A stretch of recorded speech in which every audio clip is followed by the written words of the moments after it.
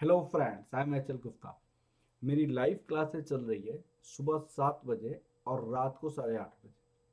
Just rupees 999 का C और C M A final advance financial management और S F M के लिए। इसमें मैंने आपको क्लास 12th में कैपिटल बजटिंग में क्या पढ़ाया था, इक्विवेलेंट एनुअल कॉस्ट और equivalent annual net present value के बारे में बताया था। इसमें बताया था कि अगर दो प्रोजेक्ट की लाइफ अलग अलग हो, अगर सिर्फ कॉस्ट की इंफॉर्मेशन दिया हो तो इक्विवेलेंट एनुअल कॉस्ट के बेस पे डिसीजन लेते हैं। जो present value of cost divided by present value annuity factor होता है, और जिसकी कॉस्ट सबसे कम होता है उसको सिलेक्शन करते हैं। ठीक है। अगर फिर मैंने क्या बताया था, अगर आउटफ्लो इनफ्लो दोनों दिया हो तो नेट प्रेजेंट वैल्यू निकालते हैं।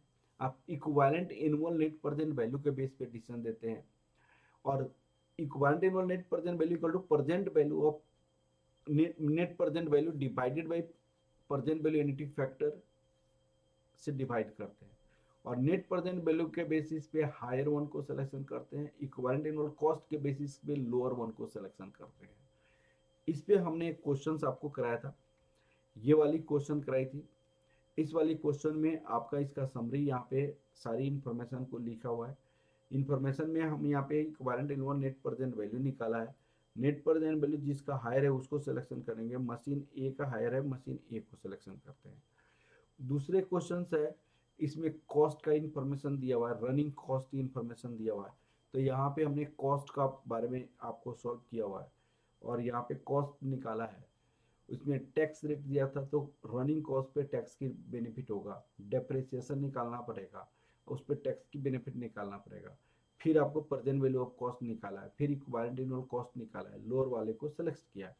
अब मैंने नेक्स्ट क्वेश्चन बनाया हुआ है, ये जो आपके स्टडी मटेरियल में भी है, आपके एग्जाम में बहुत बार पूछ चुका है। Proper time to replace the existing equipment. क्या पुराने मशीन को ओवरवायलिंग कराया जाए या उसको तुरंत रिप्लेस किया जाए। तो इसकी डिसीजन देने के लिए हम ये कहते हैं कि भाई अगर पुराने मशीन को कंटिन्यू करते हैं एक साल तो क्या इक्विवेलेंट एनुअल कॉस्ट लगेगा या equivalent annual net present value होगा। क्या आप पुराने मशीन को 2 साल कंटिन्यू करते हैं तो इक्विवेलेंट एनुअल कॉस्ट क्या लगेगा, और आपका इक्विवेलेंट एनुअल कॉस्ट क्या लगेगा या equivalent annual net present value क्या होगा। और फिर न्यू से भी कंपेयर करते हैं, जिसका कॉस्ट लोअर होगा उसको सिलेक्शन करेंगे और जिसका नेट प्रेजेंट वैल्यू हायर होगा उसको सिलेक्शन करेंगे। ठीक है। तो इस केस में कॉस्ट को कंपेयर किया गया। मैंने सारी चीजें यहाँ पे सॉल्व किया हुआ है और सॉल्व करके आपको आंसर बताया हुआ है। फिर दूसरा क्वेश्चन ये था, इसमें नेट प्रेजेंट वैल्यू के बेस पे डिसीजन देते हैं कि क्या पुराने मशीन को कंटिन्यू किया जाए कि नए मशीन को लाया जाए। तो यहाँ पे नेट प्रेजेंट वैल्यू के केस में डिसीजन दिया गया है और नेट प्रेजेंट वैल्यू मैंने यहाँ पे निकाल कर आपको बताया हुआ है। तो आज की क्लास इतना ही है। Okay, thank you very much.